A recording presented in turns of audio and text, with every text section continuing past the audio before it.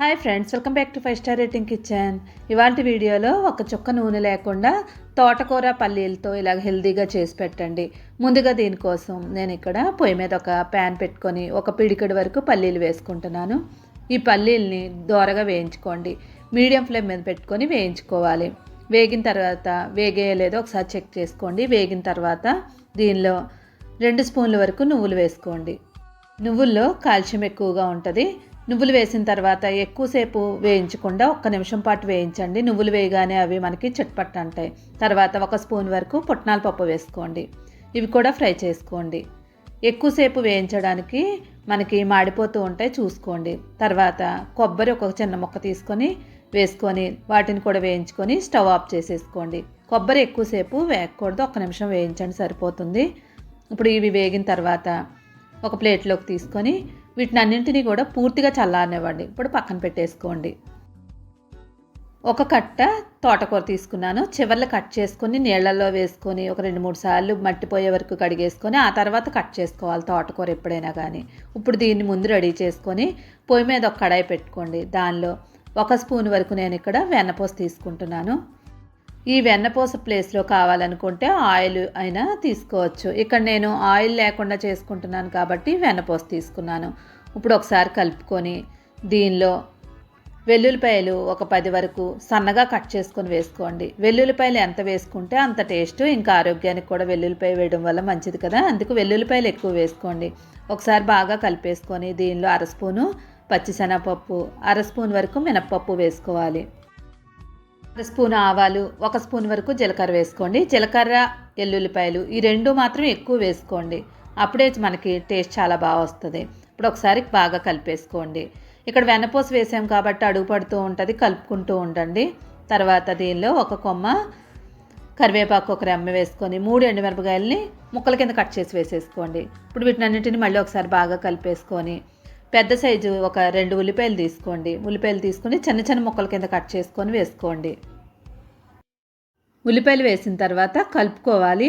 అడుగు పడుతూ ఉంటుంది, చూసుకోండి. ఆయిల్ వేసుకున్న వాళ్ళకైతే అడుగు పట్టదు. ఇక్కడ మనం వెన్నపూస వేసుకున్నాం కాబట్టి అడుగు పడుతుంది. ఒకసారి కలుపుకున్నట్లయితే 1 నిమిషంలో మనకి ఉల్లిపాయలో నుంచి నీరు వచ్చిన తర్వాత ఇంకా అడుగు పట్టదు అనమాట. ఉల్లిపాయలో నుంచి నీరు వచ్చిన తర్వాత ఈ ఉల్లిపాయలు 2 నిమిషాలు వేయించుకోవాలి. మరీ ఎక్కువ వేయించకూడదు.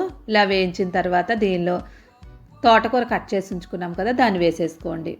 ఆకుకూర చూడడానికి మనకి ఎక్కువగా ఉంటుంది, ఒకేసారి వేసుకోలేము.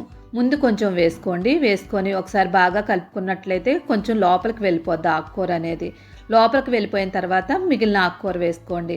ఆకుకూర ఎక్కువ ఉంది కదా అని మనం ఎక్కువ పెద్ద సైజు ఉన్న దాన్ని కడాయి పెట్టుకోని అవసరం లేదు, చిన్నదైనా పెట్టుకోవచ్చు. కొంచెం కొంచెం ఆకుకూర వేసుకొని కలుపుకుంటూ ఉంటే లోపలికి పోతూ ఉంటుంది.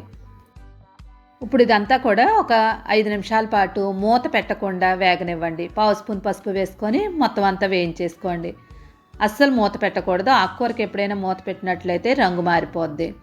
ఇప్పుడు ఇది వేగేలోపు ఆల్రెడీ మనం వేయించి ఉంచుకున్నాం కదా పల్లీలు, కొబ్బరి, నువ్వులు ఇవన్నిటినీ కూడా మిక్సీ చేసుకోవాలి.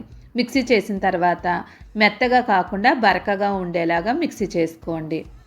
ఇక్కడ మనకి బరకగా ఉన్నట్లయితేనే మనకి తినేటప్పుడు టేస్ట్ బాగా వస్తుంది. ఆకుకూర కూడా దగ్గరికి అయిపోయింది. ఇప్పుడు దీనిలో ఉప్పు వేసుకోవాలి. ఏ ఆకుకూరలో అయినా ఉప్పు ఎక్కువ వేసుకోకూడదు. ఆల్రెడీ మనకి ఆకుకూరలో కొంచెం ఉప్పు ఉంటుంది, చూసుకొని వేసుకోండి. ముందే వేసుకున్నాం అనుకోండి, ఆకుకూర వేసిన వెంటనే ఆకుకూర ఎక్కువలా కనిపించి ఉప్పు ఎక్కువ పడుతుంది. కాబట్టి కొంచెం వేగిన తర్వాత వేసుకోండి ఉప్పు. తర్వాత 1.5 స్పూన్ వరకు కారం వేసుకుంటున్నాను. మీరు తినే కారం బట్టి వేసుకోండి. ఆల్రెడీ ఎండుమిరపకాయలు వేసాం కాబట్టి చూసి వేసుకోండి. ఆకుకూర చప్పగా ఉంటుంది కాబట్టి కొంచెం కారం వేసుకున్నట్లయితేనే టేస్ట్ బాగుంటుంది. ఇప్పుడు ఈ కారం అంతా కూడా పచ్చివాసన పోయే వరకు వేయించేసుకోండి. కారం అంతా వేసి మొత్తం అంతా కలిసిపోయిన తర్వాత దీనిలో ఆల్రెడీ మనం పొడి చేసి ఉంచుకున్న ఆ పొడిని వేసుకోండి.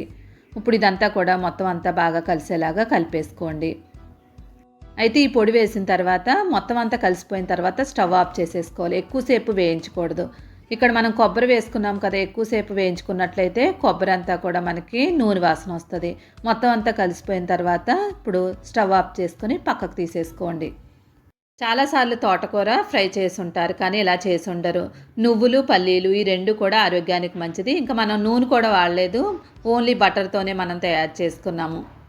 అన్నంలో కావాలంటే ఇలానే తినేయవచ్చు, లేదంటే పప్పు సాంబార్లో అయినా నంచుకొని తినొచ్చు.